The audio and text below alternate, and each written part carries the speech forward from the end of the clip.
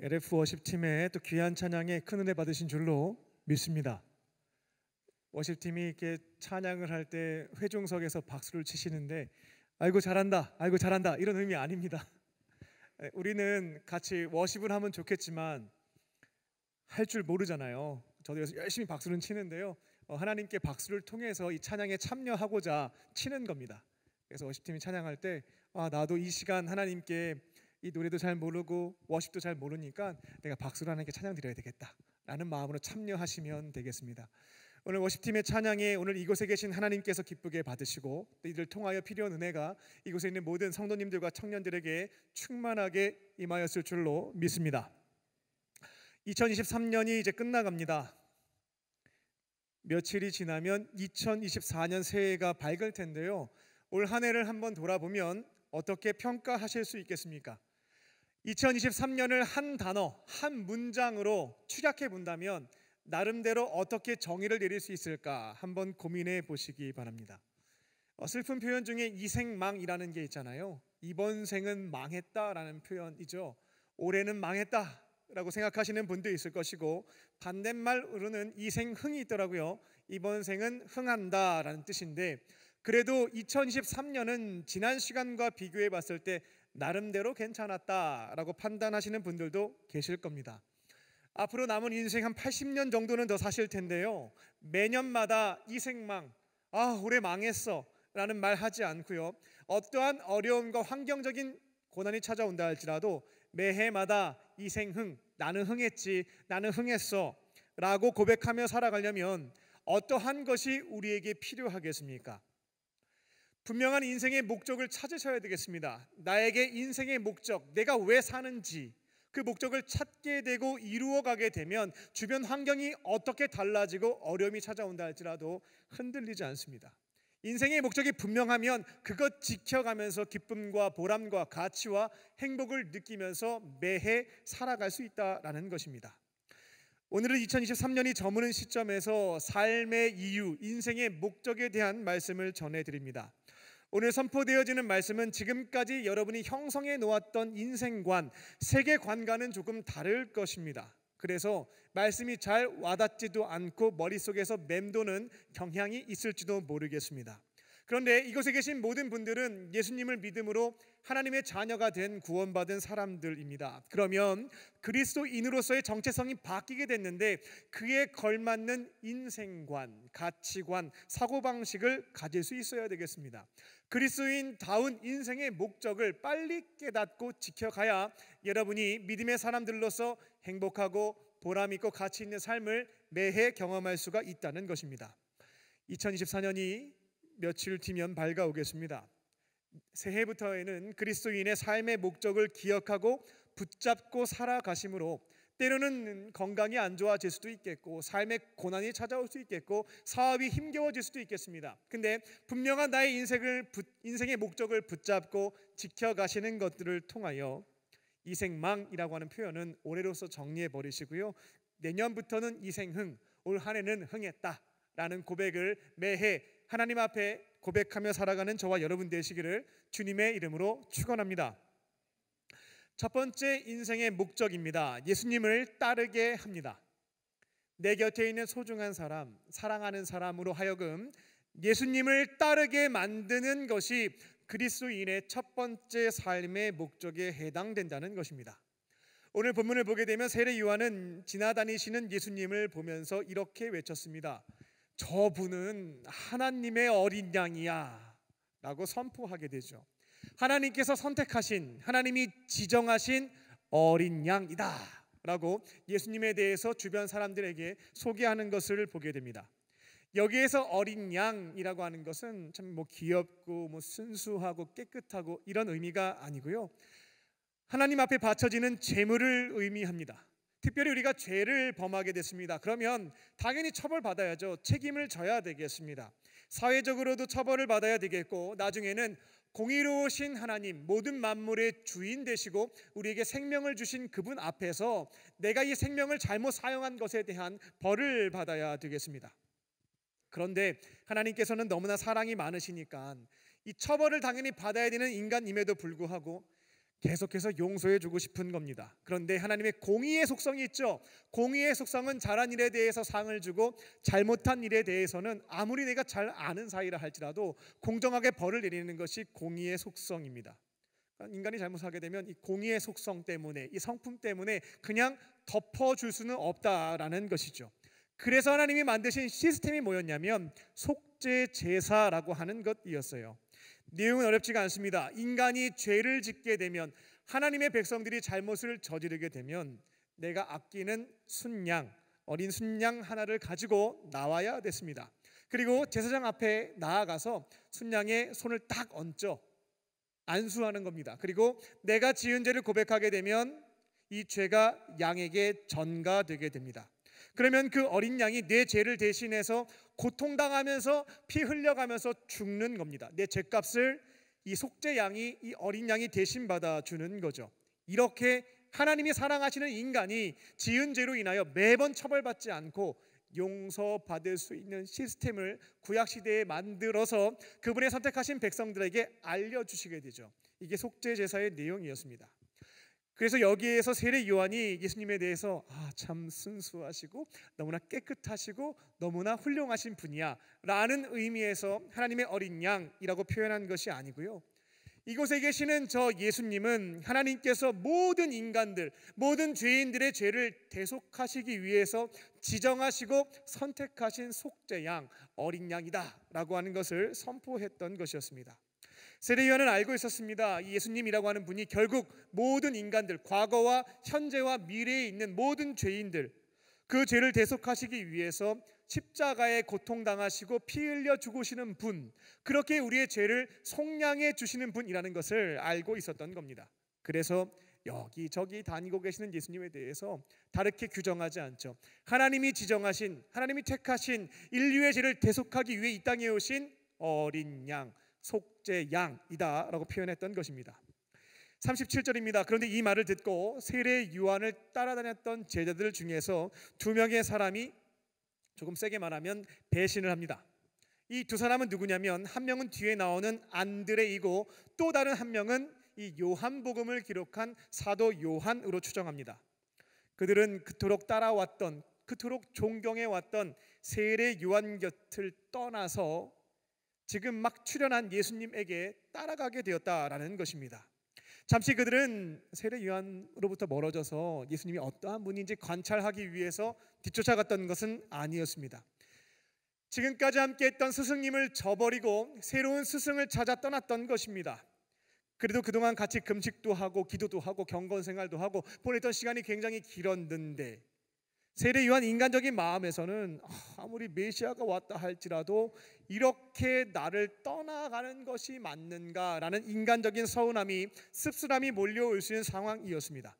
내가 어떻게 키운 제자인데 이렇게 예수님에게 쑥 떠나버리냐라고 하는 서운한 감정이 들 수 있는 상황이었다는 것입니다.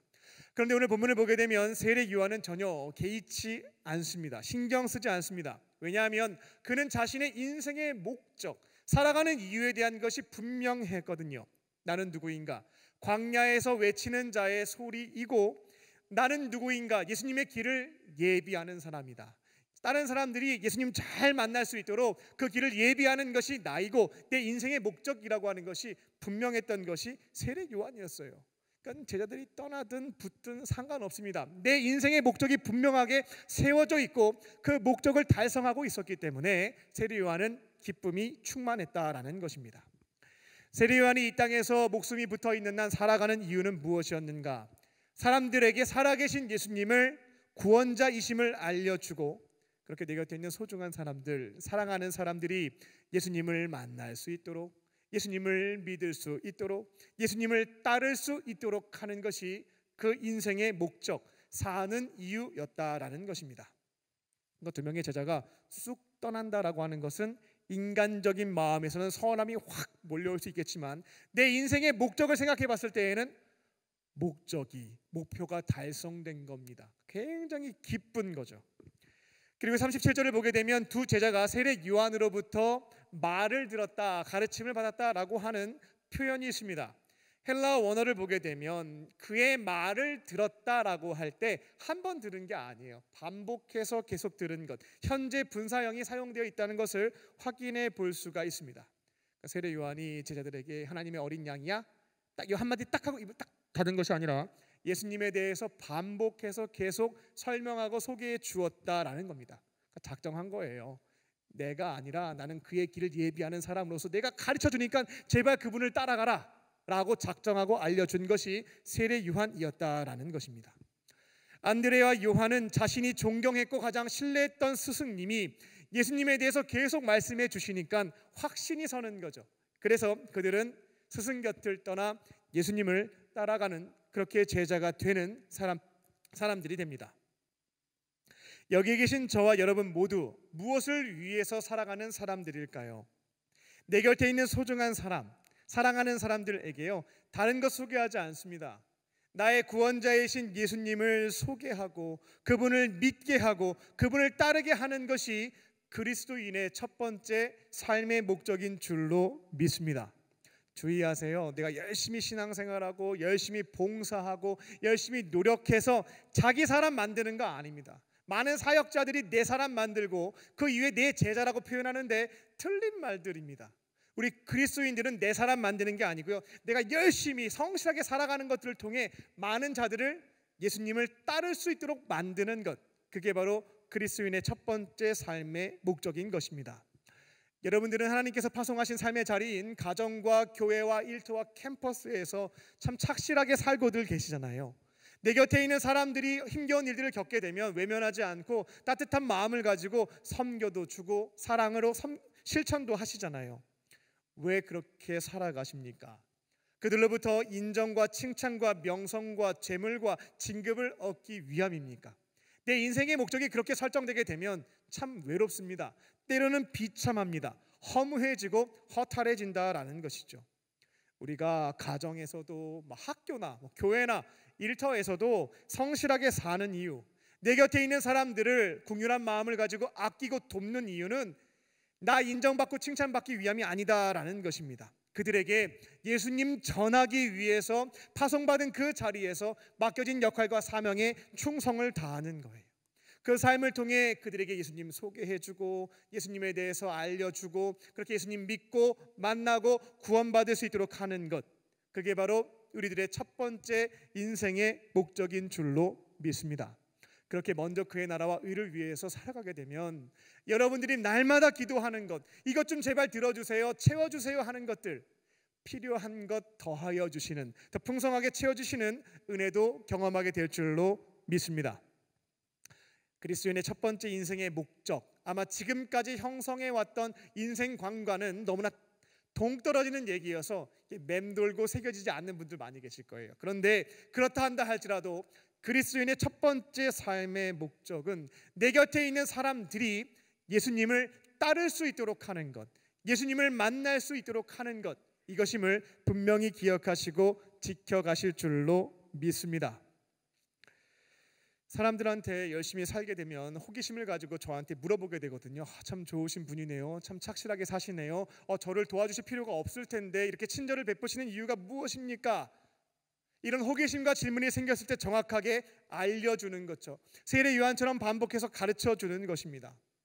내가 이렇게 살아가는 이유는, 내가 당신에게 긍휼을 베푸는 것은 다른 이유가 없다고, 예수님 때문이라고, 예수님 때문에 내가 이렇게 살고 있는 것이고 예수님 때문에 당신을 섬기는 것이라고 정확하게 일러주는 것입니다. 나 예수님 믿어서 이렇게 주어진 자리에서 성실하게 잘 살고 있고 은혜 가운데 살고 있어요. 제가 예수님 덕을 많이 보고 있는데 당신도 이제 예수님 덕 좀 보면서 살고 가십시오, 살아가십시오 라고 권면하는 것입니다. 이게 가능해지면요, 가정과 교회와 일터에서 학교에서 모든 생활들이 의미가 있고요, 행복해집니다. 내 인생의 목적이 무엇인지 분명히 알고 그것을 실천하게 되고 열매를 거두게 되면 나의 삶을 통해서 예수님을 전할 수 있는 기회를 획득하고 그렇게 한 사람이 예수님을 따르는 사람으로 변화되는 것을 보게 되면 그때 내가 일터 사역, 가정 사역, 교회 사역에서의 보람과 기쁨과 행복을 얻게 된다라는 것입니다.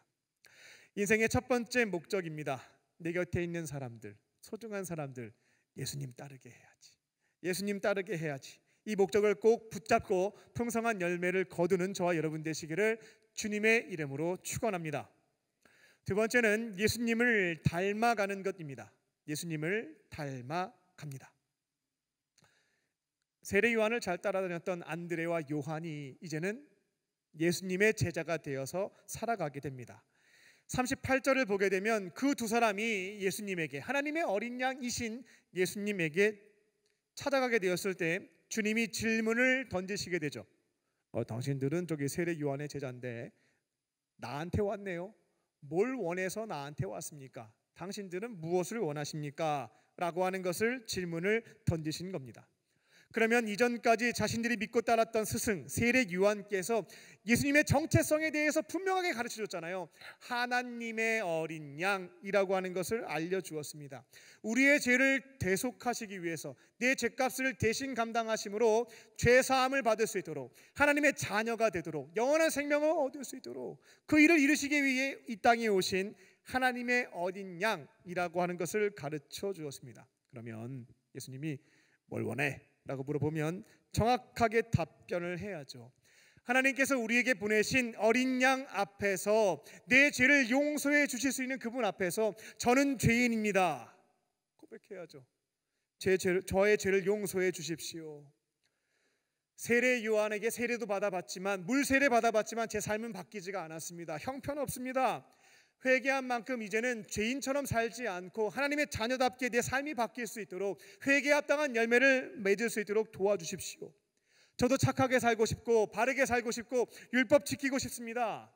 지금 내 앞에 계신 예수님처럼 살고 싶습니다. 저 좀 변화시켜 주세요 라고 예수님께 원하는 것을 얘기하는 것이 맞았다라는 것입니다. 근데 본문을 보게 되면 예수님께서 너희들은 나한테 무엇을 원하느냐라고 물었을 때 그들이 했던 답변은 조금 황당합니다.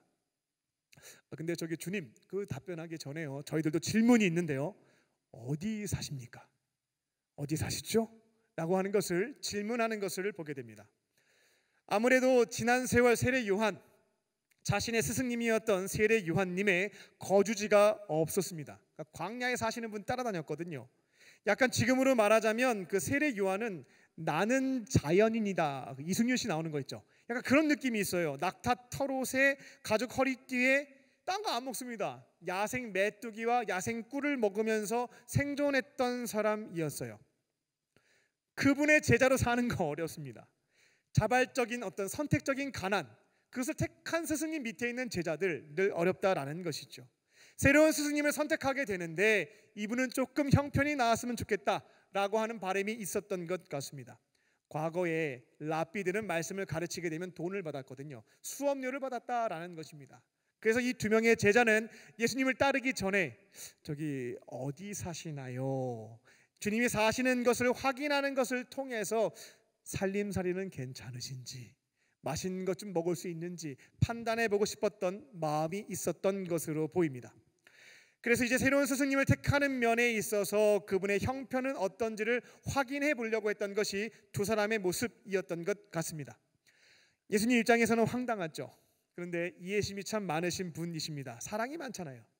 그러니까 그들의 사정을 조금 이해해 주시고 답변하신 것이 뭐냐면, 야, 내가 너희들한테 무엇을 원하는지 물었다면 대답을 해야지, 내가 어디 사는지 그게 뭐가 궁금하다고 질문하느냐, 호통하지 않았고요. 내가 사는 데가 그렇게 궁금하면 와서 보세요. 직접 와서 보세요 라고 답변하시게 됩니다. 그들은 그렇게 주님의 답변에 따라 예수님이 사시는 곳을 방문하게 되고 오후 4시까지 시간을 함께 보내게 됩니다. 여기에 그리스도인의 인생의 두 번째 삶의 목적이 기록되어 있습니다. 우리는 왜 사는가? 무엇을 위해서 살아가는가? 그리스도인의 두 번째 삶의 목적은 예수님을 닮는 것입니다. 저와 여러분이 살아가는 이유는 예수님을 닮는 것에 있다는 것이죠. 이런 생각 아마 안 해보셨을 거예요. 유튜브 동영상 강의를 들어보셔도 우리가 살아가는 이유는 예수님을 닮기 위한 것입니다 라는 내용은 없을 겁니다. 혼돈이 있고 조금 맴돌 수도 있겠지만 성령께서 감동 주시면 붙잡고 한번 가보세요. 하나님의 어린 양이신 예수님 앞에 우리가 서게 됐을 때, 또 제자들이 서게 되었을 때 무엇을 하는 것입니까? 지나간 죄를 회개하고 제사함 받아야죠. 이것을 위해서 이 땅에 오신 하나님의 어린 양이신데요, 우리 몸에 더러운 것이 묻어 있으면 샤워하고 씻어내는 것처럼 우리 마음속에 더러운 것이 있다면 그걸 씻어내야 되겠습니다. 그래야 나를 괴롭히는 죄책감과 수치심과 죄의식에서부터 자유함을 얻을 수가 있습니다. 그리고 내 몸이 지저분하면 사람 만나기 싫어집니다. 마찬가지예요. 내 마음이 지저분한 상태로 머물게 되면 하나님 만나기 싫어집니다. 그리고 그렇게 하나님과 멀어지게 되면 남는 것은 죄밖에 없고요, 아버지 곁을 떠난 탕자의 인생은 굉장히 자유로울 것 같지만 가장 부자연스러운 인생이 되어 망하는 것을 우리가 말씀을 통해서 확인한 바 있습니다. 그래서 우리는 하나님의 어린 양 예수님 앞에 나아가게 되면 내 죄를 고백하고요, 그 죄 사함을 받는 것입니다. 그리고 남은 인생은 어떻게 살아가는가? 예수님을 닮아가는 겁니다. 내 안에 계신 예수님과 친밀한 교제를 나누면서 그 시대 최고의 선한 인플루언서였던 예수님을 닮아가는 것, 이게 그리스도인의 두 번째 삶의 목적인 것입니다. 그렇게 예수님을 닮아가는 것을 지켜가시게 된다면 지금 여러분에게 꼭 필요한 것도 더하여 주시는 은혜도 경험하게 됩니다. 우리 가족이 화목했으면 좋겠어요. 연애하고 싶습니다. 결혼하고 싶습니다. 자녀들을 바르게 기르고 싶습니다. 일터와 캠퍼스와 교회에서 만나는 사람들과 관계에 어려움 없이 좋은 관계 지켜가고 싶습니다. 이 기도 제목들 다 가지고 계시잖아요. 여러분이 예수님을 닮아가는 인생의 두 번째 목적을 지켜가시게 되면 여러분들이 날마다 기도하고 해결되지 않는 이 과제가 너무나 쉽게 풀어지는 것들을 경험하게 될 줄로 믿습니다. 죄사함 받는 것이야 회개를 통해서 해결하면 되겠는데, 인생의 두 번째 목적에 해당되는 예수님 닮아가는 것 어떻게 해소할 수 있을까? 이게 질문으로 있을지 모르겠습니다. 이걸 하면 인생의 두 번째 목적도 이루게 되고 삶의 의미와 보람도, 내가 날마다 기도하고 있는 기도의 제목도 해결된다고 하는데 어떻게 나는 예수님을 닮아갈 수 있습니까? 라는 질문이 있겠습니다. 이거 고민 안 하셔도 돼요. 너무나 잘 오셨어요. 자력 종교에 가시게 되면 어떤 것을 성취하기 위해서는 무진장 애쓰고 노력해야 됩니다. 근데 우린 타력 종교, 예수님에 의해서 이 모든 것들이 해결되는 은혜와 도움을 받으면서 해소할 수 있는 기독교에 잘 오셨습니다. 예수님이, 내 안에 계신 주님께서요, 주님 닮아갈 수 있도록 모든 것들을 도와주십니다. 우리는 그분의 음성을 듣고 주시는 능력에 힘입어서 순종만 하면 주님을 닮아가고자 하는 목표와 목적을 이룰 수가 있다는 것입니다. 내 안에 예수님을 모시게 되면요, 그분은 여러분을 가만히 내버려 두지 않습니다. 예수님을 영접하고 내 마음 안에 예수님을 모시게 되면 그분은 여러분을 방치하지 않는다라는 것입니다. 야, 이거는 아무리 봐도 하나님의 자녀답지 않아 라는 것들이 있다면 사람과 환경, 기도와 설교 말씀을 통해서 책망해 주십니다. 그러면 자존심 상해할 것 없고요, 분별하는 것입니다. 예수님이 저 사람 통해서, 기도를 통해서, 이 환경을 통해서, 설교 말씀을 통해서 내 죄를, 내 가시를 빼라고 말씀하시는구나. 분별을 하고 맞다 싶으면 주님께 죄를 인정하고 끊어낼 수 있는 능력을 구하시면 됩니다. 그럼 동일한 상황에서 주님, 저 혼자서 안 되거든요, 능력 주세요 라고 구하게 되면 그 죄를, 그 악독을 끊어낼 수 있는 은총을 경험할 수 있다는 것입니다. 그리고 우리 안에 계신 예수님은 예수님의 선한 성품을 닮아갈 수 있도록 여러분들이 난 사랑할 거야, 나는 화목한 사람이 될 거야, 나는 오래 참을 거야, 목표하고 참아야지 이거 안 하셔도 된다라는 겁니다. 여러분들이 그와 같은 성품의 열매를 맺을 수 있도록 도와주시는 거예요. 하나님이 기뻐하시는 일들과 그 성품을 닮아갈 수 있도록 마음의 소원을 계속해서 남겨두시고 그와 같은 경험을 통해 채워갈 수 있는 기회를 마련해 주신다라는 거예요. 기회 주실 때 하나님 주신 마음의 소원에 따라 순종하시면 나의 성품이 그 당시 가장 선한 인플루언서이자 많은 사람들에게 매력적인 분으로서 인기가 좋았던 예수님 닮아갈 수 있다라는 겁니다. 누군가를 위해서 기도한 적도 없고 사랑한 적도 없고 나한테 뭔가 잘못한 일이 있으면 다시는 쳐다보지도 않는 성격이었는데 내 안에 계신 예수님께서 그건 아닌 것 같다 라는 마음을 주시는 거죠. 그래서 누군가를 위해서 기도하기 시작하고 기도하다 보니 그 사람을 이해할 수 있게 되었고 이해하는 마음이 생기니 용서할 수 있게 되고 용서하다 보니까 사랑을 실천할 수 있는 마음도 생기게 됐고 그렇게 마음의 소원이 계속 남아있는 거죠. 하나님이 기뻐하실 수 있는 그 마음의 소원이 남아있는 겁니다. 근데 기회를 탁 주시는 거예요. 때면 주님 저 못하는데요, 능력 주세요. 능력 주시고 순종하시게 되면 그 사람에게 도무지 내가 말도 걸 수 없었던 그 인간에게 내가 사랑을 베푸는 것들을 경험하게 된다는 겁니다. 이걸 몇 번 하게 되잖아요. 사람들이 주변에서 나에 대해서 이야기하기 시작합니다. 굉장히 따뜻해졌어. 굉장히 사랑이 많아졌어. 야, 예수님 닮아가는 것 같아. 그렇게 내 안에 계신 예수님이 여러분이 그분을 닮아갈 수 있도록 도와주신다라는 거예요. 주님이 나에게 주시는 음성을 예민하게 잘 듣고 능력 구하고 순종만 하시면 됩니다. 목표 세우고 애쓰고 그 결과에 대해서 탄식하거나 기뻐, 이 구조가 아닙니다. 날마다 주님과 친밀한 교제를 나누면서 주시는 말씀 듣고 능력 구하고 순종하는 거예요. 그러면 조금씩 주님을 닮아가는 내 모습을 발견할 수가 있다라는 것입니다. 지금 제가 드린 말씀 정말 말도 안 되는 소리다 라고 생각하시는 분들 계실 거예요. 너무나 비합리적이다, 비이성적이다, 비과학적이다. 예수님이 내 안에 계신다? 나를 책망하신다? 내 마음의 소원을 남겨두신다? 그리고 인정하고 도움을 구하면 나에게 능력을 주신다? 그래서 내가 그냥 순종만 하면 된다? 이게 말이 돼? 이해가 안 될 수 있겠습니다. 말도 안 되는 소리처럼 들리실지도 모르겠어요. 차라리 불교나 유교처럼 좋은 깨달음, 좋은 가르침을 배우고 암기하고 다음 주까지 숙제해 오세요. 해오지 않으면 훈장님이 회초리 때리고 이렇게 해야 개선이 될 거다, 이게 더 합리적이다 라고 판단하시는 분들 있겠습니다.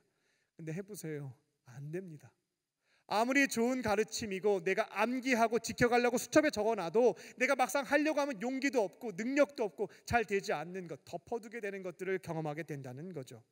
너무나 놀랍게도요, 이상하게도요, 성경에 기록되어 있는 것처럼 내 안에 계신 주님과 친밀한 교제를 나누면서 그 음성에 반응하게 되면 그것을 지켜가는 것들을 경험하게 되고 내 삶이 주님 닮은 것으로 바뀌어지는 은총을 경험하게 될 줄로 믿습니다.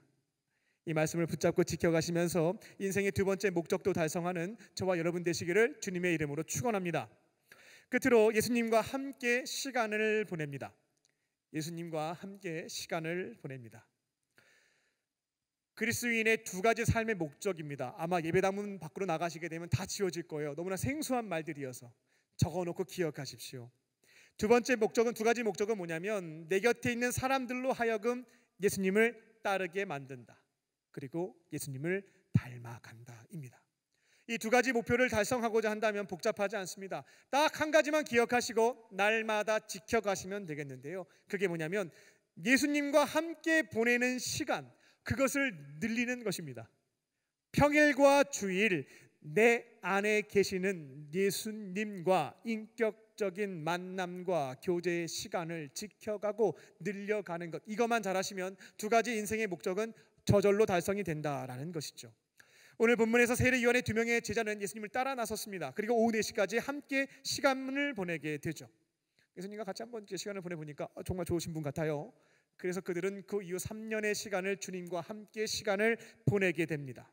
그렇게 훈련을 받게 되었고 이후에 많은 사람들을 예수님을 따르는 제자로 만드는 사명을 감당하게 되었고요, 인품도 많이 바뀌게 됩니다. 이 요한이라고 하는 사도는 우리가 사랑의 사도로 잘 알고 있지만 그가 20대 때는 혈기왕성한 사람, 그의 별명이 무엇이었냐면 보아너게였어요. 보아너게, 그 뜻은 뭐냐면 천둥의 사람입니다.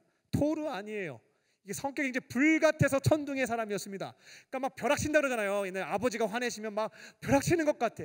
그 사람이 요한이었습니다. 근데 나중에 성품이 예수님 닮아서 사랑의 사도로 바뀌어 있는 거예요. 지팡이 짚고 돌아가시는 그 순간까지도 했던 설교의 제목이 뭐냐면 여러분 사랑하세요, 여러분 사랑하세요. 이게 마지막 설교였다라고 해요. 그렇게 바뀌어 있는 거예요. 여러분들이 그리스도인으로서 두 가지 인생의 목적을 달성하려면 가장 중요한 관건이 뭐냐?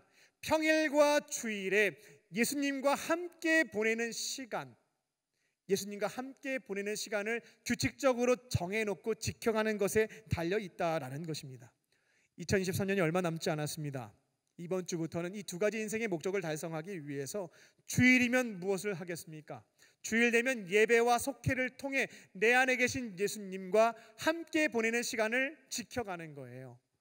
평일도 마찬가지입니다. 내 안에 예수님 계세요. 내 마음의 집 안에 예수님 계십니다. 그분과 함께 만나고 교제할 수 있는 온타임 말씀 묵상과 기도 생활을 정해놓고 지켜가는 것들을 통해 평일에도 가정에 머무는 시간과 일터에서 머무는 시간에서도 주님과 함께 보내는 시간들을 늘려가는 겁니다. 그렇게 예수님 곁에 머무는 시간들을 평일과 주일에 지켜가시게 되면 시냇가에 남은 나무처럼 많은 열매를 맺게 될 줄로 믿습니다. 그리고 다른 사람을 예수님께로 인도하는 것, 주님의 성품을 닮아가는 것도요, 어렵지가 않아요. 주님과 함께 보내는 시간만 지켜가시게 되면 두 가지 인생의 목적도 어렵게 달성할 수 있다라는 것입니다. 이 말씀을 꼭 기억하시고요, 이제는 올해 남은 기간 예수님과 함께 보내는 일주일의 스케줄을 점검하고 다이어리에 반영하셔서 두 가지 인생의 목적도 이루시고 이 생망은 이제 끝입니다. 주와 함께 흥하는 인생 살아가시는 저와 여러분 되시기를 주님의 이름으로 축원합니다.